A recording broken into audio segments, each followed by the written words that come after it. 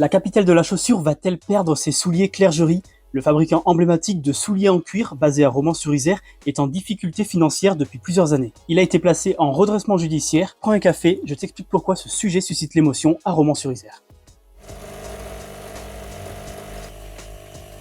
Alors déjà, il faut savoir que Romans est considérée comme la capitale française de la chaussure de luxe. Entre les souliers et cette ville de la Drôme, c'est une histoire d'amour qui a commencé il y a plusieurs siècles, facilitée par la présence de tanneries. Un savoir-faire qui s'est industrialisé à la fin du 19e siècle, à tel point que Romans a forgé sa réputation dans le monde entier pendant plusieurs dizaines d'années. Parmi les grandes marques, on peut citer Jourdan, qui est entré dans le monde de la haute couture en travaillant avec Dior, ou encore Kilian, qui a collaboré pendant de nombreuses années avec Jean-Paul Gaultier. Il y avait plus de 200 fabricants de chaussures à Romans dans les années 60, mais ça, c'était avant un effondrement de l'activité à partir de la fin du siècle dernier.